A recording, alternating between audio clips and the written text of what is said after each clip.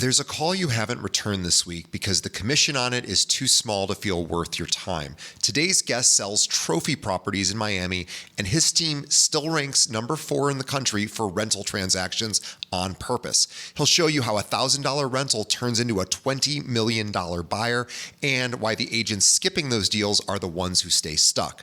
This one is fundamentals, not secrets. Stay tuned. This episode of Keeping It Real is brought to you by Real Geeks. How many homes are you going to sell this year? Do you have the right tools? Is your website turning soft leads into interested buyers? Are you spending money on leads that aren't converting? Well, Real Geeks is your solution. Find out why agents across the country choose Real Geeks as their technology partner. Real Geeks was created by an agent for agents. They pride themselves on delivering a sales and marketing solution so that you can easily generate more business. Their agent websites are fast and built for lead conversion with a smooth search experience for your visitors. Real Geeks also includes an easy-to-use agent CRM. So once a lead signs up on your website, you can track their interest and have great follow-up conversations. Real Geeks is loaded with a ton of marketing tools to nurture your leads and increase brand awareness. Visit realgeeks.com/keepingitrealpod and find out why realtors come to Real Geeks to generate more business. Again, visit realgeeks.com/keepingitrealpod. And now, onto our show. Today's episode is brought to you by Corded.io. Are you looking for agents to join your brokerage or team? Now, as a real estate recruiter, I can tell you the answer is always yes. But most agents aren't looking to move right now. So how do you know who to contact? Well, what if I were to tell you there's a recruiting and retention tool powered by artificial intelligence that shows you exactly which agents in your local market are looking to leave their brokerage right now and which agents at your own firm are also looking to leave you? Now, I've been recruiting realtors for 15 years and I've hired over 2,000 agents. I can tell you with no exaggeration, this is the tool I've been waiting for. Corded's AI looks for trends across dozens of variables for each agent in your market and shows you which agents they believe are likely to move. Not only does it do that, but Corded's AI went and visited my recruiting website and read everything I offer. So now when I'm recruiting, Corded's AI tells me exactly what to say based on that agent's needs and what my brokerage can offer. It even writes emails for me. I've never seen anything like it, and I use it every single day. Now, if you are looking to grow your brokerage, Corded.io is the best tool out there. Visit Corded.io to schedule a demo. Again, that's Corded.io. And now, onto the show.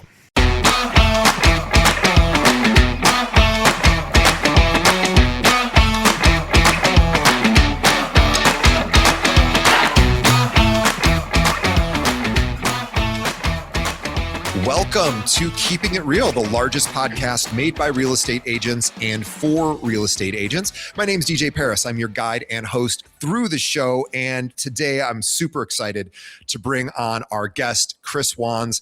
He is an amazing agent, and I want to tell you about his team and how he grew his team and specifically how he gets clients, because you're going to learn so much from Chris. So Chris Wands is the founder of the Wands team at Douglas Elliman, one of Miami's leading luxury real estate brokers, over $1 billion in sales. He is the real deal. He works with high net worth buyers, sellers, developers, execs, founders, family offices across South Florida's most competitive luxury market. And since joining Douglas Elliman, he quickly emerged as one of the firm's standout performers, earning Rookie of the Year after selling 35 properties in his first year. And for all of us listening, you've had a first year too. I bet you didn't sell 35 properties. That's not to shame you. That's just to show what a superstar Chris is, which is insane.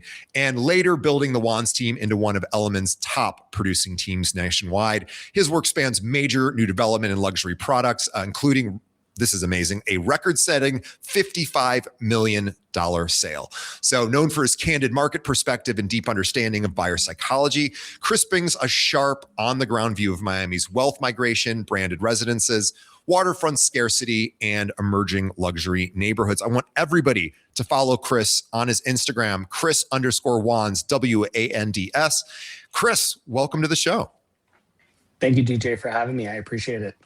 I am excited to talk to you because I always love talking to luxury agents, because so many agents that's a dream of theirs. And I don't know that it should be a dream for everyone. It's obviously a very difficult market to break into, or niche to break into. And it's also got its pros and cons. Obviously, you are doing gangbusters with it. But I want to really start back towards the beginning of your career to set the stage for how you grew the business. And when you started at Element, you have said that people would hand you their scraps. I want to find out, how did you get their scraps? What was it that you showed them or did to earn that? Because I know, look, a good agent isn't just handing out deals to anybody who is like, hey, I need help. They're only going after people they think can actually close these deals. And as a new person, you must have really impressed them. So I would just love to find out, because there's so many people listening on our show who are new agents or newer, and they really want to get some assistance from other, more successful agents. Of course. So I want to correct you on one thing. So it was 35 transactions, not 35 sales. A lot of them were rentals. As much as it would have been amazing to be 35 sales, I want to be real and also be real to help other people. And, look, I think anything's possible in life, and definitely someone can do it. But first year, 35 sales, I think would be a little bit difficult. It was about 5 sales and, 30 plus rentals. And it's funny, I remember I was on a podcast recently talking about this, and I think I made like $40,000 that year. And so in regards to getting the scraps, I mean, one of the biggest things, and something that I always talk to my team about, is showing up.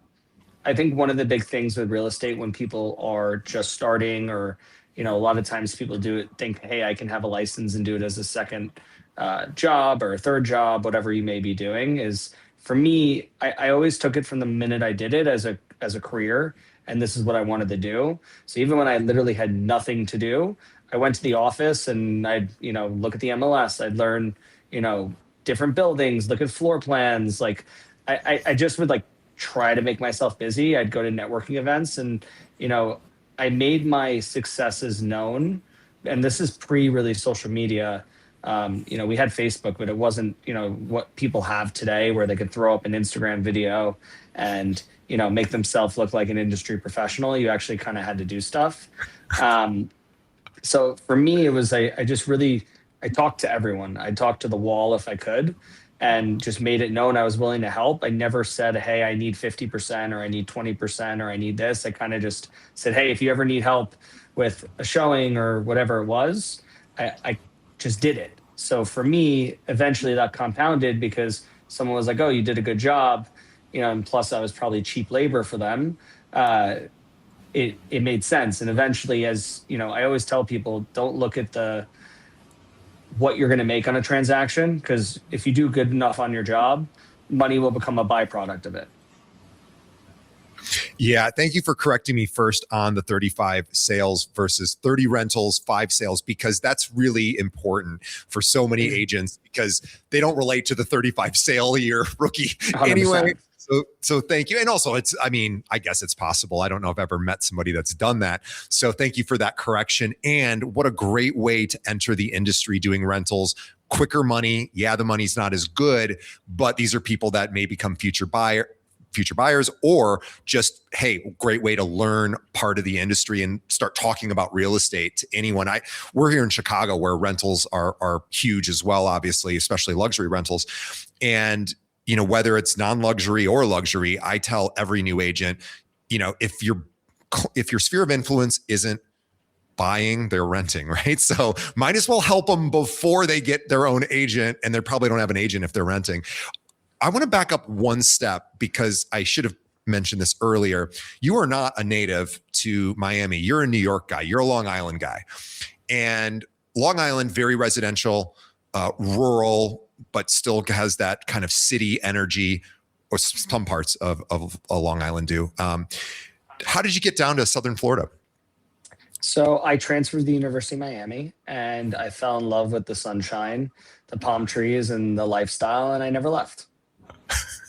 Easy enough. But you didn't, when you started, did you have a strong network? I mean, were there people from college that you were able to work with, or did you have to kind of start fresh? It's kind of a loaded question. So I worked for a little period of time in not the real estate industry. It wasn't a career; it was a job in water sports sales. So for me, I had met some people.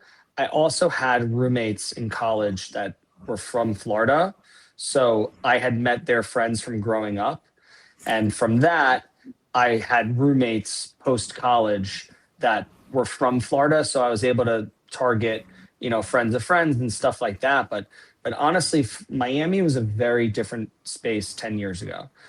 Even the rental market and the pricing and all that stuff. So like it really was not easy for me to really break into it.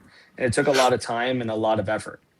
Well, and you're still a pretty young guy, I'm assuming at this Yeah, I'll point. be 36 in October. Yeah. So you were what, in your 20s when you started in? Yeah, 10 years ago. So I was like 25, 26 years old. Okay.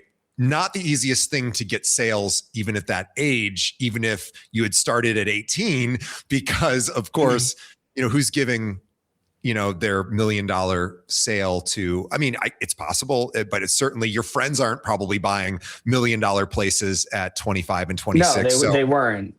The transactions I did, one I did for that was a nicer transaction, which I did with an agent and was more a junior on the deal for like 1.5, 1.6, which at the time was like a bigger transaction. But I think the first sale I ever did was $332,000, which actually is a good friend still, and he's a Hollywood exec.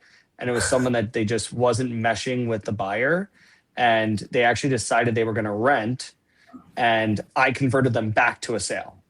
And I still talk to the guy. He's an awesome guy. He's got an incredible story too. And his daughter actually went to University of Miami after me, and we ended up meshing. And then the second deal I did was a fraternity brother's parents, because they saw I was posting content and stuff like that on Instagram, and so I was aligned myself with a top agent. Was in Boca, which is not necessarily my main market. We do a lot of business across the Tri-County market in Miami-Dade, Broward, and Palm Beach, but was a second, third, fourth home style for like I think it was like $530,000.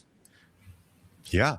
Yeah. So it wasn't an immediate jump into luxury, and you paid your dues just like anyone else. But what I heard about the getting scraps was because everyone thinks when we talk to agents that they just got handed stuff. And I've been interviewing agents for 8 years of like 800 episodes here. I've yet to meet the person that got handed anything of substance without really earning it first, willing to work for free, willing to do open houses, as you said, not worrying about the split on the referral, just being excited to like get the opportunity to learn.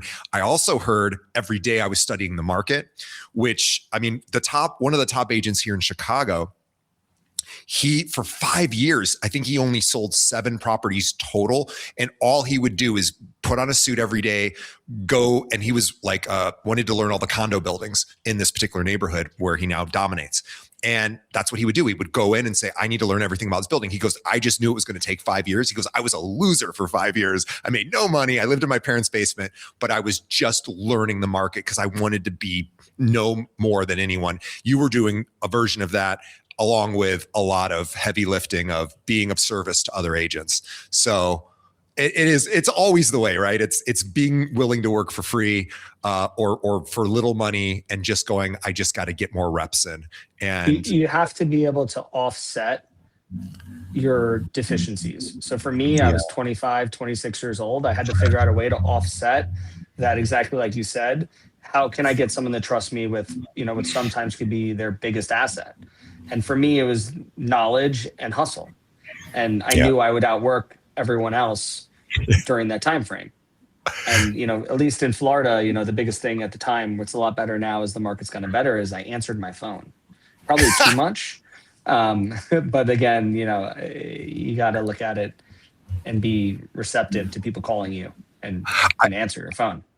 I can't tell you how many top producers have been on this show.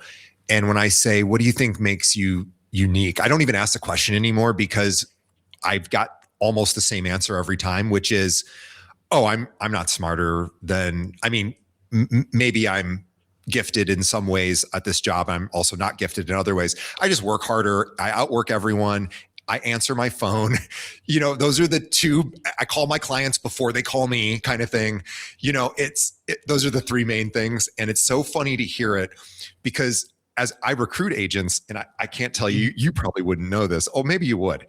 So there's so many of these agents who they're not full-time agents. Maybe they're part-timers, or they're just newer to the business. Maybe they're full-time and just kind of struggling. And I cannot tell you, as a recruiter, what I'll do is I'll just cold call people. And especially if they get like a new listing, I'll be like, oh, I saw you got a new listing, man. You're awesome. I cannot tell you how many people who are not big producers, I call and I get an AI answer like system. And I'm like, really? Like, you've done 4 deals this year. Like, you can't answer your phone. Now, okay, maybe you have another job. Fine, I get it. This is your part-time gig. You still shouldn't use the AI system. Guys like Chris probably could, and he doesn't use the AI system. He answers the phone. So every top producer I know answers their phone. I mean, it sounds so simple, but it's shocking how many people are even using the AI thing now.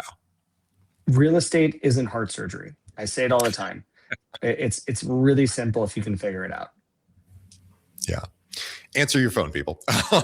So let's talk about rentals, because you are a big fan of them. Obviously, they lead to other things, but they're not always what a new agent gets in the business to do, right? They may end up doing it, but most are like, I want the big listings. So walk us through sort of why rentals are significant for your team, why they were significant for you, and how they help, kind of launch your overall business. So I think the way, and a good friend of mine who's a top producer used to always say, at least on the new development side of sales, that real estate's a contact sport. And I always kind of took that to heart. So the way I looked at it with rentals is it's a contact sport. Every single time you meet someone, it's not whether or not you close that transaction, it's the future transaction. So every time you're meeting with someone who's a renter, buyer, or seller, your name is popping up on that transaction. The owner is going to see who you are. The tenant is going to see who you are. And the broker is going to see who you are. And you never know where that door opens. And, at the time, there was a lot less brokerages in Florida. I got deals from my brokerage, not like from my brokerage, but from people in my office, because I was on the opposite side and they liked how I worked. So they turned around and said, hey, Chris, you did a great job with that rental. I don't want to do this. Will you split it with me 50-50? And then I got a listing. Okay, right. Then that listing allowed me to market. So it really, for me, and I have a bunch of people who are greener on my team. I have a girl on my team. Her name's Danny. If I could clone her, I would be the biggest real estate agent in probably the world. If I can clone just 60 of her. But she's done, I think, 30 rentals this year. Amazing. And she's in her she's 2.5 years in. I mean, our team alone this year has done 71 rentals, which, when you're paying, call it 5% aside or half a month aside, like at 5,000, those aren't little amounts of money, and they're quicker. An average rental can be 2 weeks, 3 weeks. An average sale is going to be, for financing, at least in Florida, it's 45 days. And, so I also think it's a big thing for cash flow, because you're able to, be able to kind of predict a little bit more. And then once you get into the landlord side and you have those landlords, I have clients that pay renewable commissions. And as long as we're good and diligent about putting a good tenant in there, knowing that that tenant's going to be there for the long run, we get paid for years to come. Yeah. So for me, and you use the term luxury, luxury is not luxury everywhere. You could be in a market in middle America and, $500,000 could be luxury. You can be in Chicago and, maybe the upper tier of your market's $4 to $5 million, but now that's middle luxury in Miami. So like, I always find when I talk to people, it's, find what makes you happy and find what you can make yourself and sell. Like, what is luxury?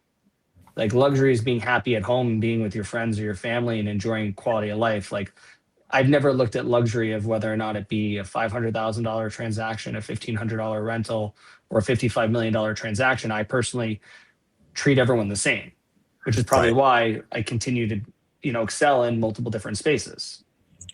Well, and there's very little margin for error with the $55 million sale because that person has a team. That person is probably a savvy financially to get to that level. Maybe they're even quirky. Maybe they have people on their team that are quirky.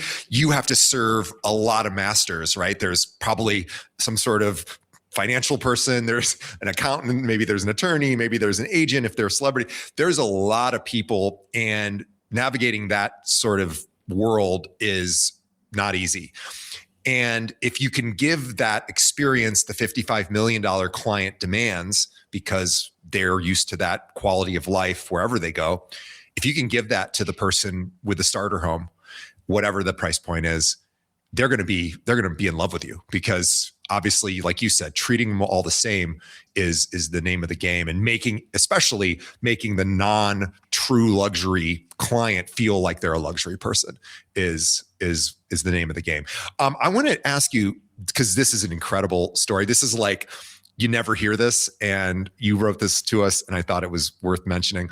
You got a lead off realtor.com. Those are, I'm guessing you were paying for zip codes or however it works, and turned out to be a billionaire, which is shocking, because you would think billionaires like a know very people. big billionaire. Like, I think he's top 10, 15 in the world billionaire. So like maybe a name that we would even know potentially, or somebody who, And you would think, oh, they have people that would find the best realtor in the area. Like, they're not going to realtor.com or Zillow or whatever. Well, so it's funny enough, the lead came through. There was a bunch of land on in Indian Creek at the time that was vacant. It was owned by Julio Iglesias. It was listed for like $100 million. And I got the lead, and it was like a random name. And I'm like, I tried to Google it, couldn't find anything. And so my younger brother was working with me at the time, and I was like, honestly, like, I don't have time to deal with this right now. I sent it to my. This is not real. I was like, okay. I was like, let me send it to my brother who was working with me, and still works with me. And my brother, called first time, didn't get through, left a message, and he was like, it was a person, and he calls me probably a day later, and he's like, you won't believe it, I think it's real. I'm like, what the heck are you talking about? Like, I like literally, like, it kind of just like, I could probably still find the lead. And I was like, there's no way. And he's like, no, like, this is a tech executive. They own property in Hawaii, blah, blah, blah. Like, I think that it's real.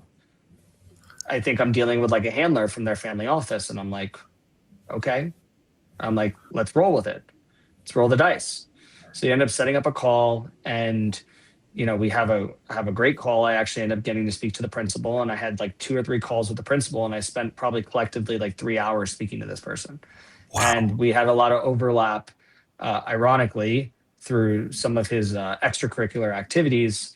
And unfortunately, the deal didn't happen because he ultimately bought in a crazy deal in Palm Beach, and he's been buying some stuff up there as well, more recently in the news. But it was pretty cool because, people laugh at me, especially like I'll answer like every phone call, and my wife will, like, you hear that like boop, and it's spam, but I still am like, hey, hello, this is Chris.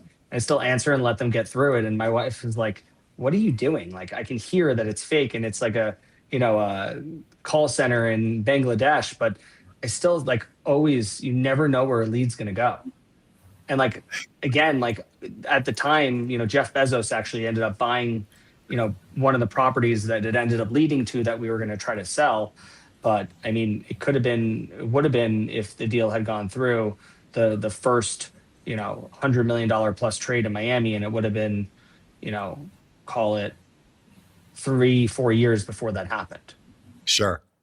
Well, I guess the point is that had you tried to reach this tech billionaire as a cold call, pretty difficult, maybe impossible to get to that person. And yet you treated each lead, in particular, a lead with $100 million sort of property or land. You're going to be like, oh, it's either. You'd be surprised though.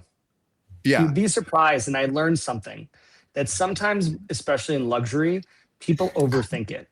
I'm obviously not going to say who the billionaire was, but I can tell you that his email it would be equivalent if it was like chris@element.com and it Right. was that simple. And if someone took the effort to, if they wanted to get in touch with him and they had something special, you probably could do it because he has enough people reading his emails that if you put enough, variations and simple variations, you probably could have gotten into his email. Yeah. It's funny. One of my friends' husbands just recently became the CEO of Guitar Center in the last couple of years, which is just wild because I didn't even know he played guitar, and he does play guitar. And I was chatting with her, and I said, I'm a guitar player. And I was just like, I can't believe Gabe's, the Guitar Center guy. And she was like, I know, it's so hilarious. And we just laugh about it. And she goes, oh, I'm going to get you a friends and family discount. Cause I was like thinking about upgrading this classical guitar of mine. Anyway, which was very generous of her. And I said, oh, you don't have to do that. She's like, oh no. I'm like, don't ask Gabe for that. Like he's busy. She's like, he's not that big. First of all, yes, he's busy, but he's not that busy. You're a friend of mine. And he just sent me an email. He's like, here's a coupon for you, and I'm like, that's hilarious. Like these people do things like that. They do answer the phone. They of course, he's my friend's husband. So you're absolutely right. Okay. So let's go back to rentals for a second. So sorry, 1 second. So let's go back to rentals for 1 second. So somebody is listening right now who are chasing a new rental. It's not a super high, $5,000 a month transaction. So maybe they feel like they're not getting ahead, right? So what would you tell them with, a $2,000 a month rental, which yes, maybe you're only getting $1,000 because you're getting half a month's commission on it when it all said and done. What would you tell them if they were a little disheartened by something like that? Don't give up. Simple. And what is $1,000 versus not? Yeah. Still $1,000. Yeah. Still $1,000. And guess what? That $1,000 rental could lead you to the $20,000 rental, which can lead you to the $20 million buyer. 100%. Couldn't agree with you more. And unless you're so busy, you literally can't go do the job. Yeah. I can't tell you how many times people want to be on my team and they're like, they act like they're so busy, but then, and then they complain that they're not making money, but someone hands them $1,000 rental and they don't want to put the time in to do the $1,000 rental. Right. Yeah. So, I mean, it's funny. My friends who are uber successful, who run companies, who have employees, or like the CEO of Guitar Center, he sent me an email. Like he's too busy to do that. And yet he found time to do that. Right. My friends have time to do it. All of us have time. We don't always have a lot of it and we have to prioritize it, or we have people on our team that will act as us. But you are absolutely right. It's yes. Let's talk about in a luxury brokerage. Your team ranks number 4 nationally for rental transactions, which I love. And most luxury agents I talk to treat rentals as something you do for a friend, if you're like just wanting to help out somebody, but you built a national ranking out of them. So just walk us through the thought process there. Again, I look at every transaction the same, and I know I sound like a broken record, but again, there was a point in time in my career that I was making more money on rentals than sales, and I was making close to $600,000 to $700,000 a year. Oh, amazing! And I think, I don't know what the statistics are. You might be able to know it better because of your recruiting with your brokerage, but I think the average realtor makes $10,000 or something a year. Yep. That's about right. We this year, and I just ironically have the screen in front of me, we've done 71 rentals this year. So it's 6 months in. So I don't even know what that is off the cuff a month on average, which is over $220,000 in GCI in just rentals. So look, is it a lot of work? Absolutely. But if you're someone that's just getting into it and you want to make, six figures in the business, you can do it with rentals. And these are the people that if you treat them well after they move into the apartment, whether they ever move, in the next 12 months or not, or whether the building doesn't pay a commission if they renew on year 2 to you, they're going to probably buy a home at some point. Most people do, right? And so or their friends will. What's that? Or their friends will. Yes.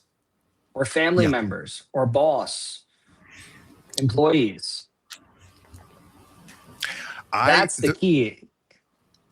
When I bought my first place, I was one of the last of my friends. I was 30 years old when I was able to buy my first place. And truth be told, I probably could have done it sooner, but I didn't know how mortgages worked. I really was completely ignorant I was a marketing guy. I just didn't really know much about the financial world.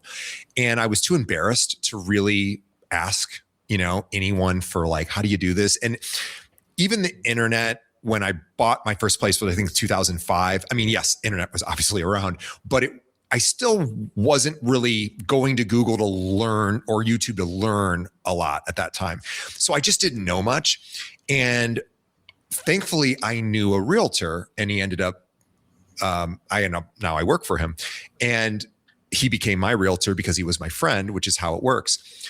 And this is no shade to he's my business partner now, no shade to him, but had he have asked me, you're renting right now, we should talk about maybe, I think you might be able to buy, or you might not even know that you can buy. Let's talk about it. And he never had that conversation with me. He's just not, he never wanted to ask for business. But that's a huge opportunity for people working with renters, is to say, hey, let's help you figure out, first of all, is that a goal of yours? If it is, let me help chart the path for you. And you become that education source, because as a renter, I didn't have an agent, right? I was just finding my own apartments. A lot of people just do. So this is such an amazing opportunity to start that relationship at that time. And then you're hopefully the agent they use when they're ready to, transition. So I want to talk about some bad advice that you got. And I love this, which was called stay in your lane. We hear this a lot. Now, raking nationals and rentals while running a luxury team is pretty much the definition of not staying in your lane, right? Selling $55 million properties and doing rentals is, those seem at odds. But where did that advice actually cost you? And where was the person who gave it to you correct? Like, I understand that you're doing this, but give us the context for the stay in your lane bad advice. The context was I had an opportunity for a big listing in Florida, and I called another agent to help me co-list it. That agent, the agent who said it to me actually had also been called from the same family office because they were from the town, and they basically ended up listing it together without me when we were supposed to work on it together, all three of us. And we had a conversation, and basically it was like a sly comment, like, oh, you should have stayed in your lane. I've sold on the block, you haven't. I brought in this guy also just to help us. Like, you were never going to be considered. Wow. Yeah.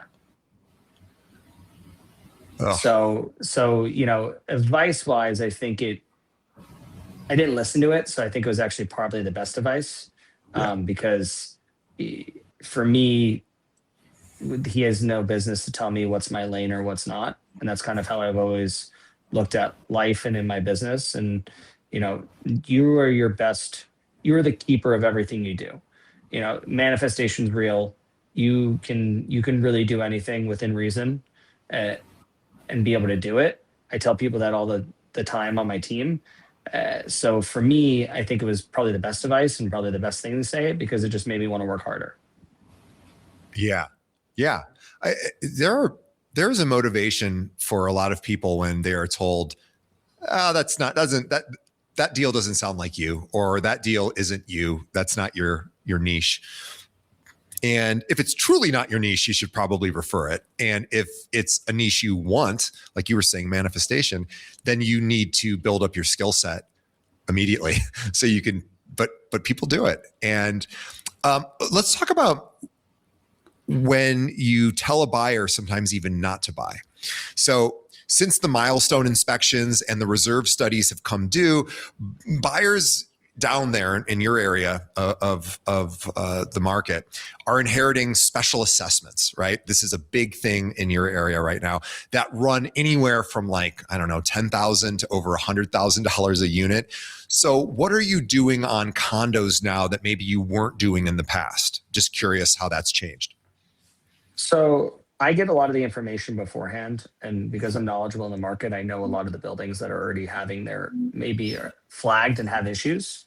And obviously, you hear about things as you progress in transactions.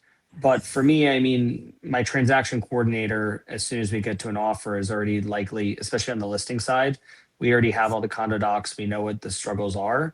So for us, it, I will tell people not to buy in certain buildings, but I also give them the flexibility to understand. Like everyone's, I say this all the time, everyone's risk tolerance is different.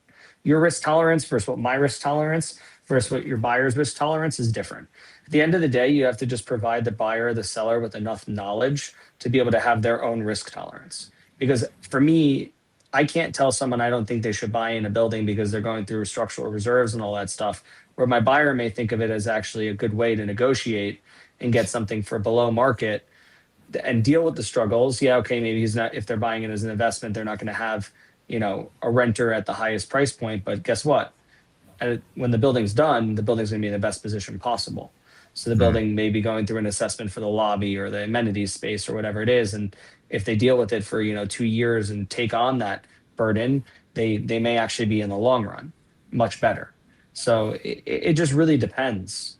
But there are definitely buildings that I will flag for a buyer and be like, look, I had tried to sell something probably 3 years ago, 4 years ago, and the assessment was so large that the people were completely upside down. The unit was Yeah. like $800,000, and I think it was like $350,000 or $400,000 assessment. And then on top of that, they had debt on it, so it was like they would have to strike a check for like $100,000 to get out. And I told them, I said, look, I understand, in your time of your life that you want to move and move on, but like, unless you're writing a check, like this is not the listing I can take because it's physically not possible unless you're striking a check or the client's writing a check for $100,000 at the end on top of their purchase price to do it. It's just not real. Yeah. What I'm hearing a lot of, and I really encourage our audience to take note, is Chris, and I'm speaking for you. Please correct me if I get this wrong. You see yourself more as an advisor than a transaction, person. You have told people don't buy, rent instead, or you and again, you're going to let them make the decision, obviously, but you will give them your guidance. And let's talk about that when you've told somebody, hey, you're better off renting right now than buying. Yeah, no, I mean, it happens all the time. I have this conversation on a weekly basis. And again, it kind of goes back to something I said earlier, that if you do your job well, the money will become a byproduct of your success. And so like, I think a lot of people, especially when they're newer in the business and they don't have the pipeline, they get really caught up in, okay, I need this money. When they're negotiating and something comes up as an inspection or a repeat client, they're not willing to give $500 of their commission or to fix a light bulb, and they're willing to walk away from the $30,000 commission over $500. The way I've always looked at it is nothing in this business is given, it's earned. So like, you don't have a salary. So like back to when I was doing the rentals, even I just looked at it as like, okay, if I put enough breadcrumbs together, I'll have a bakery.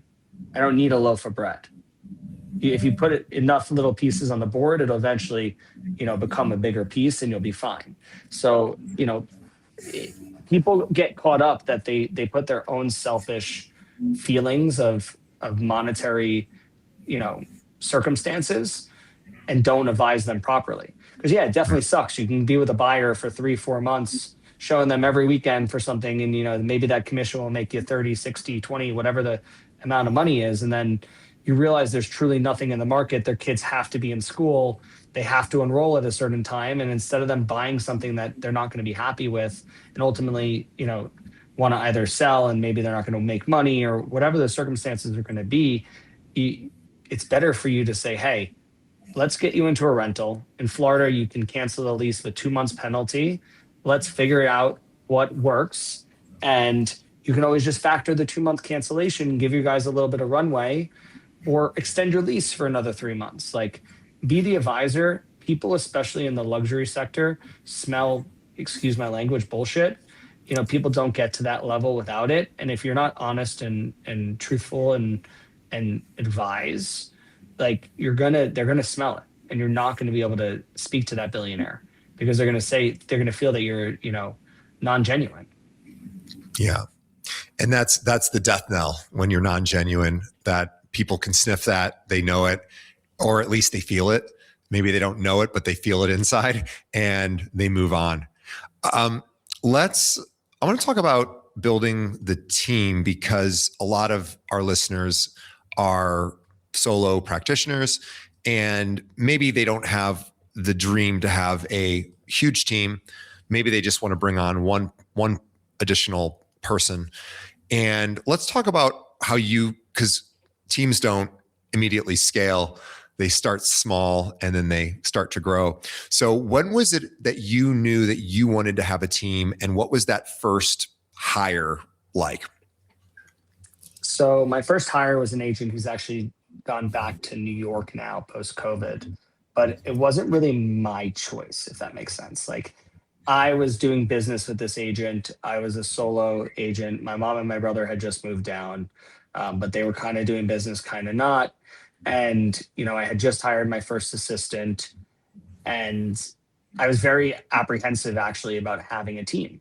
I was like, I want to do it my way. Like, I don't like, I've worked so hard. Like, I don't want to I also didn't want to have like the kind of like stigma of having your own team of like the Wands team. You know what I mean? Like, I was like, well, why can't you just call it like the real estate team or something like that? Like, it doesn't need to just be me. And this agent really pushed me to start my team. And he was my first hire. His name's Marco. He's works in New York City.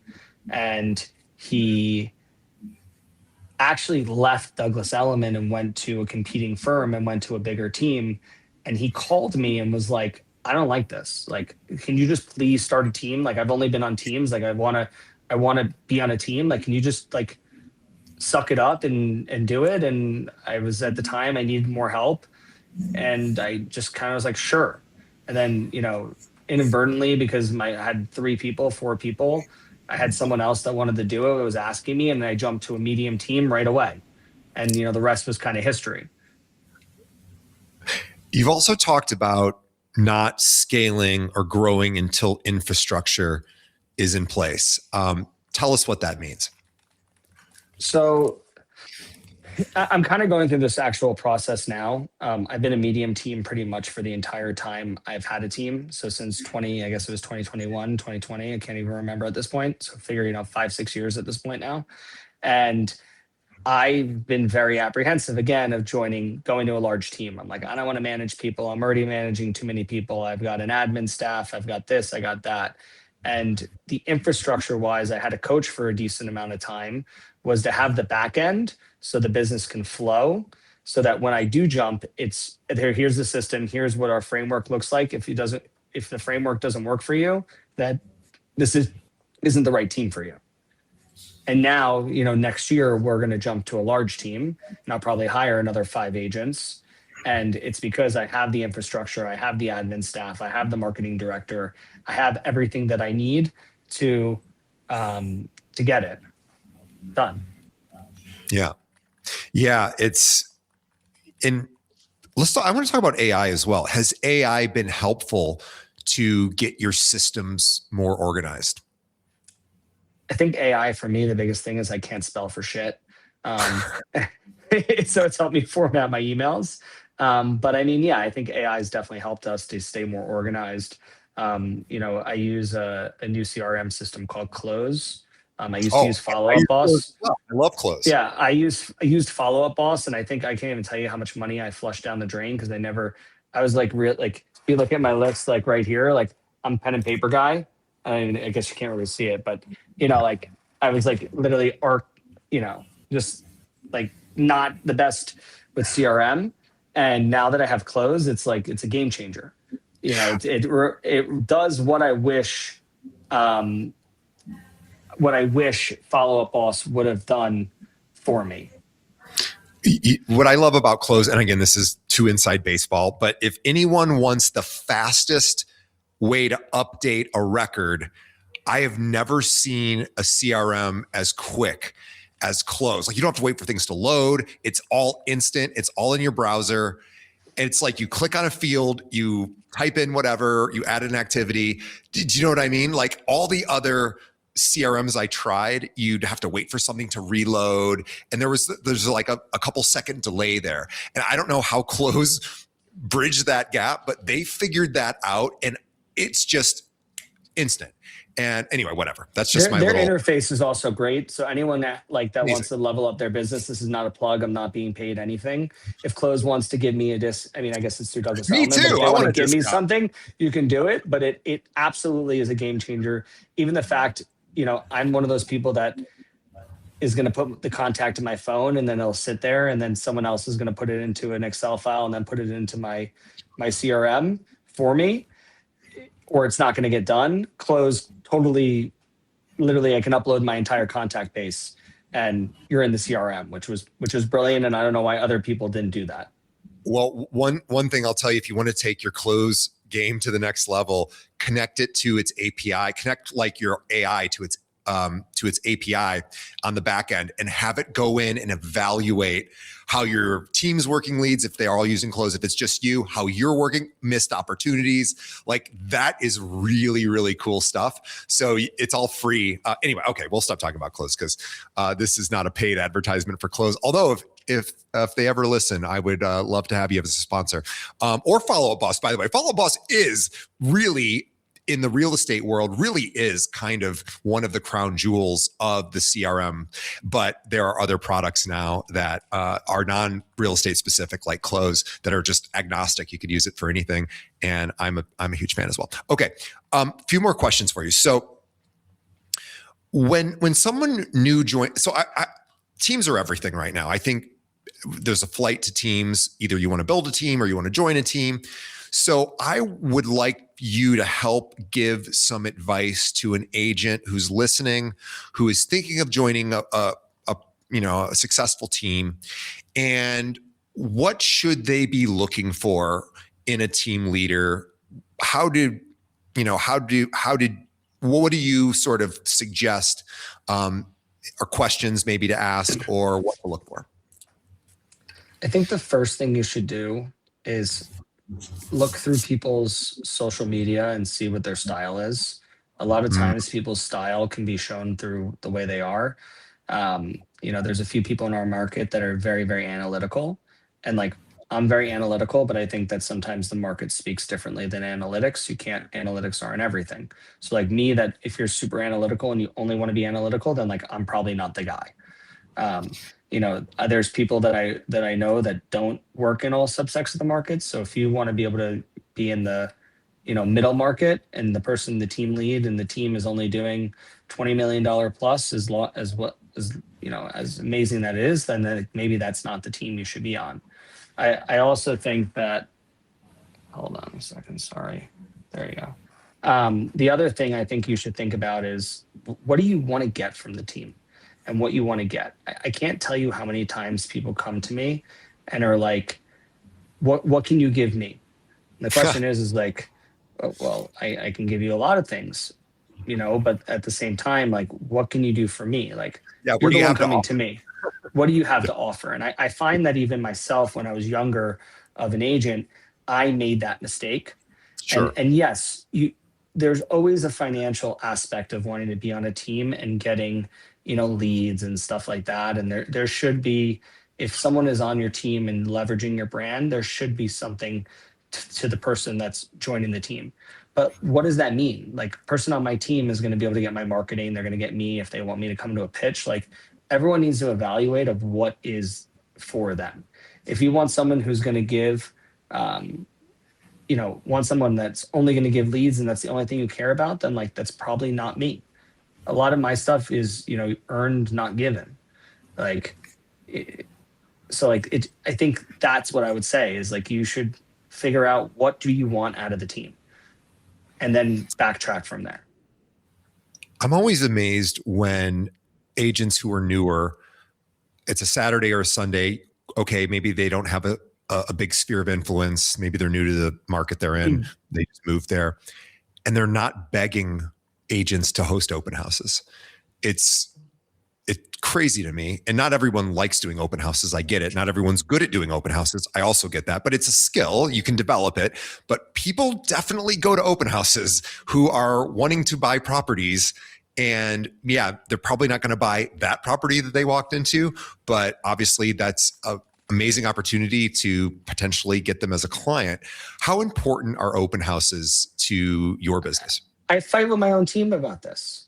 If I didn't have business, I'd be sitting at every open house possible, even if I knew no one would show up. It gives you so many different points of contact.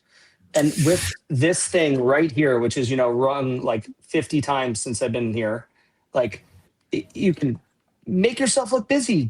Take the listing and show it on your Instagram and be like, oh, showing, and put the price point, or open house. I can't tell you enough how annoyed I get.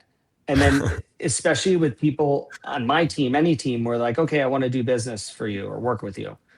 Okay. Like, you want to do an open house on one of my listings, as long as the owner allows it, you can do it any day of the week. If you want to sit there 7 days a week and the owner is okay with it, I'm okay with it. I can't be there 7 days a week, but if you want to sit there and you want to dedicate yourself to that, I'll be happy to do that. And guess what? If the property sells, I'll be happy to pay you a percentage. And you get to keep the leads. And you get to keep the leads. Now, how often do people ask you for that? Not enough, even on my own team. This weekend, I needed to fill an open house. I want to be really clear. We're not picking on Chris's team. Chris has an awesome team. I look, one of the top teams here in Chicago, Ben Lala's, he's a Compass guy. He's one of my closest friends. And so we have all these listeners, and we have a segment on our show, not this episode, but we have a segment where we bring on a coach, and we say to our listeners, we're going to give you a free coaching session that you do not have to pay for. And this coach is legit. He's the real deal, but you have to come on our show. You have to be vulnerable. You have to tell wherever part of your business isn't going well, you got to talk about it. My brain was like, oh, we're going to have people lined up out the door to want to do this. And it has been so hard for us to get people to raise their hand. I'm like, this is like maybe $1,000 free value, maybe $500. I don't know. It's certainly not a free thing that we're giving away. And it goes back to you saying not enough of people are asking you for, hey, can I please do this open house for you? And again, we're not picking on you. My buddy Ben, who runs one of the biggest Compass teams here, he's like, DJ, my team doesn't even want to be coached by me, and I know what to do. He's like, so no, look, it's the same thing. It's the same thing. And listen, my team is amazing. They wouldn't be on my team if they weren't amazing. But it's always like, everyone can do better. I can do better. And like, I had a coach for a long period of time. I ended up parting ways with him, because it also got to the point where like you sometimes need to listen to your own inner thoughts, and you can build on stuff. But it's like every week you can't be like, something new. Like, let's work on the 3 things we did before and then see how that worked. Right.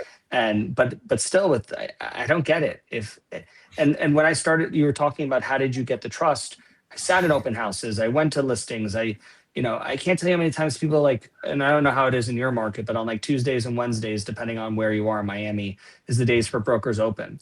Like, go and introduce yourself to people. Yeah. If you know that you're a Douglas Elliman agent or a Compass agent, Keller Williams, Kell Realty, whatever it is, and you're just starting, pull a list. You should be able to use the MLS at this point. If you can't, go do a training and you can learn how to do that. And that should be on the top of your list. pull this, see what the open houses are, and say, okay, I'm at Douglas Elliman. There's 15 agents from Douglas Elliman that are doing it. I don't know these people, but 4 of those people are the top agents. Let me go and introduce myself. I can assure you that if you ask them and say, hey, do you mind if I put this on my social media? I'll give you a tag and a call out. Do you mind if I do that and shoot a video when they get there? 9 times out of 10, they're not going to say no. Right. They're going to be flattered that you asked them to do that.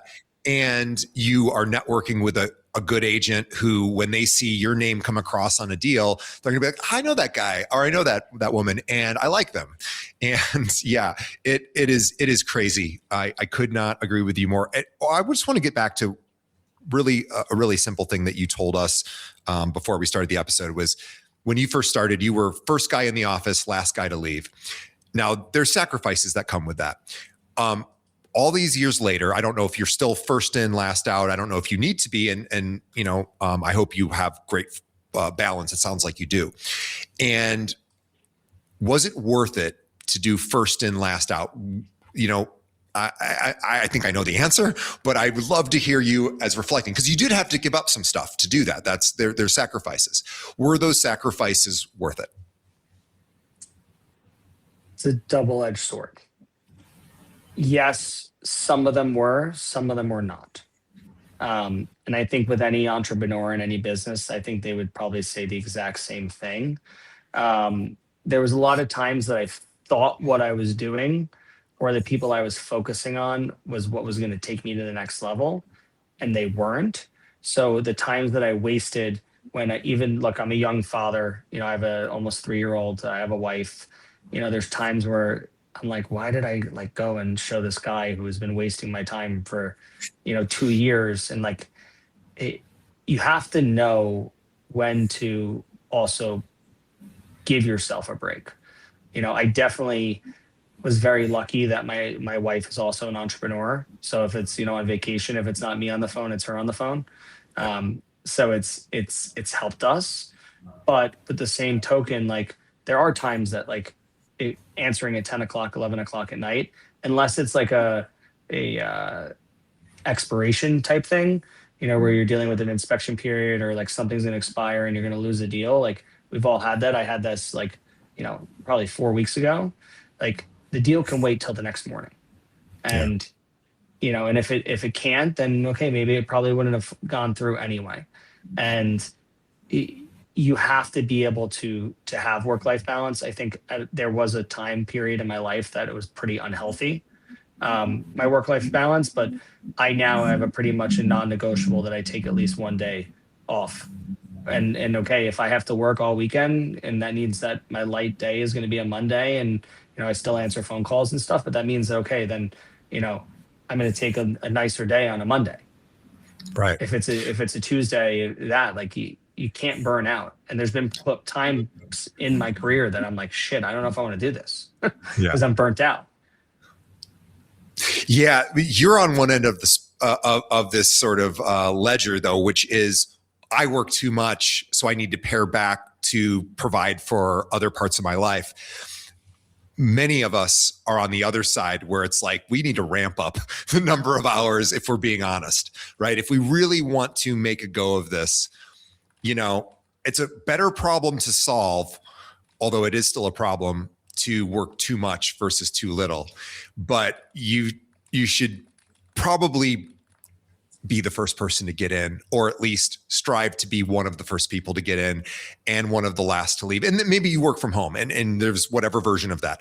But there is something to be said for just doing more hard work. I mean, you've said it all along, and it's just get your reps in, go, do whatever is needed over and over and over again. And there's no magic formula.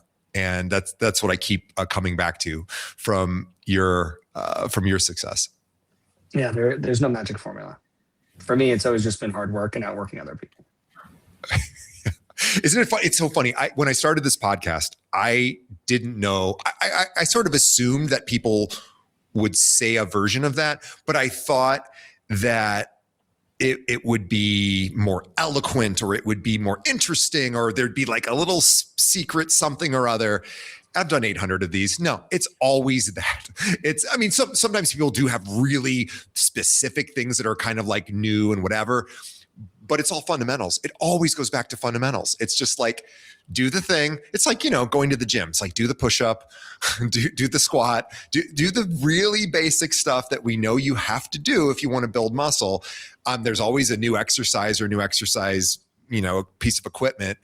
And you still got to probably do like the push-ups, that don't require any equipment and are really not fun to do, but you got to probably do them. So low hanging fruit. Yeah. Call your sphere, ask them how they're doing. I wanted to just ask one last question. How do you stay in contact with people after a sale?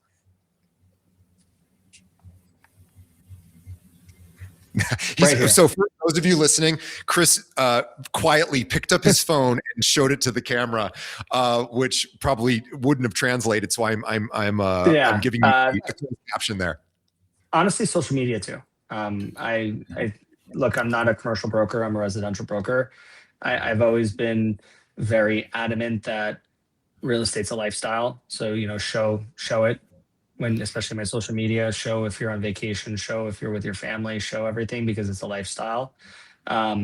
So for me, a lot of times people follow me on social media. So you see someone and you say, hey, maybe they just announced that they're pregnant, and you see that they're pregnant with a little boy. Okay, you sold them the house, right? You know their address. They're still living there. It takes you 10 minutes to go on Amazon, pick out a little gift and send it to them. Yeah. It's a touch point. It's something as simple as putting birthdays. Clothes, perfect example. You have all your birthdays in there. You can have the automated setup email. Hey, thinking about you. Happy birthday. Hope all is well.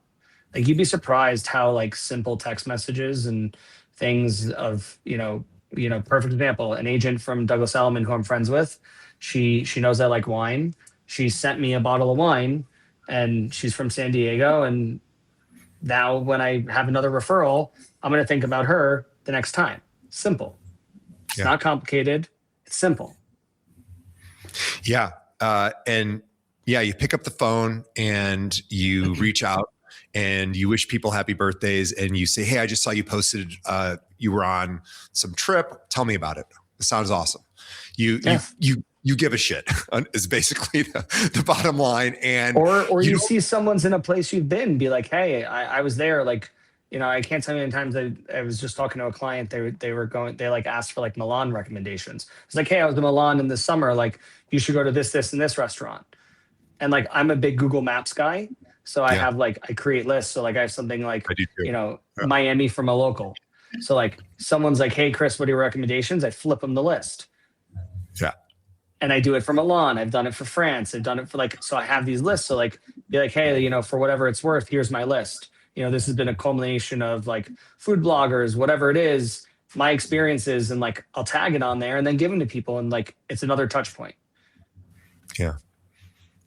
So you look at social media sometimes as research and development, right? It's finding out what my sphere, my clients are up to. You're following them.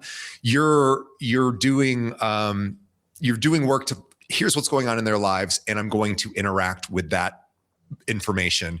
And you don't have to talk about real estate necessarily. You just have to be part of their life.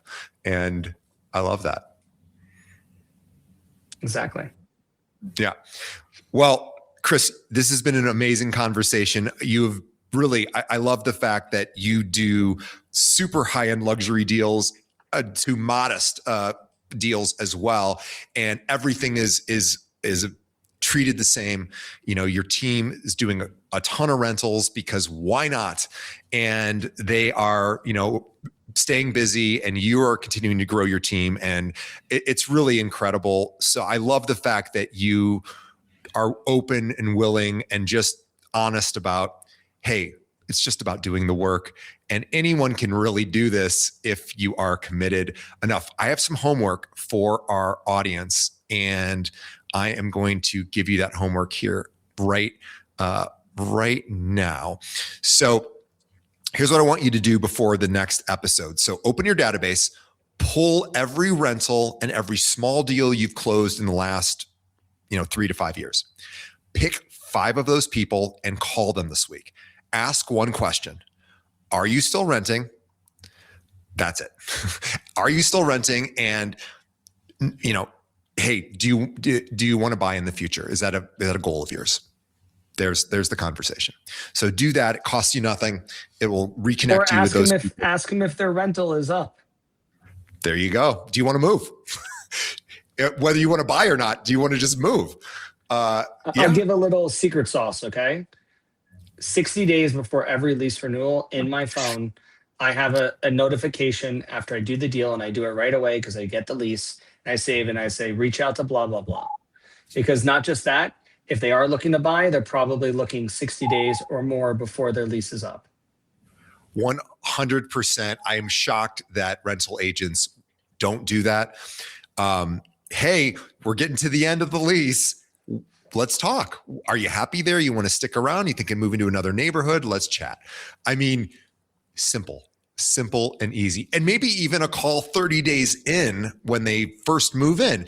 How's the apartment going? How's the condo? Whatever. How is it working for you? Are you still happy there? It's not, like you said, it's not heart surgery, but it does take effort. And I appreciate, on behalf of our audience, Chris, for coming on our show and telling us all the stuff we already know, but he applies every single day to his business. And he's one of the top element teams, in the country because of the hard work and discipline and doing those fundamental exercises over and over and over again. So on behalf of the audience, thank you, Chris. On behalf of Chris and myself, we thank you, the audience, because you are the reason we do this show. Please, the best way that you can help us is by telling a friend. Think of one other agent that could benefit from this episode. And I think fundamentally, this episode is a great one to send out because Chris started from humble beginnings and he's still doing humble, modest deals along with some of the biggest deals in this potential market. So I love that he just does it all. And shoot that over to an agent in your office who could benefit from hearing from Chris. And by the way, if you are working with people who either retire down to Miami, the Miami area, or maybe buy, winter properties there, or our luxury clients who have homes all over the place, Chris would love to interact with you and to build a relationship. So reach out to Chris. His Instagram is Chris_wands, and we're going to have all of his socials on the description of this episode, so you can find him. He's easy to find. Just Google him. By the way, he's super easy. Chris, on behalf of everyone, thank you so much. We thank our sponsors as well. We will see everybody on the next episode. Thanks, Chris. Thank you, DJ.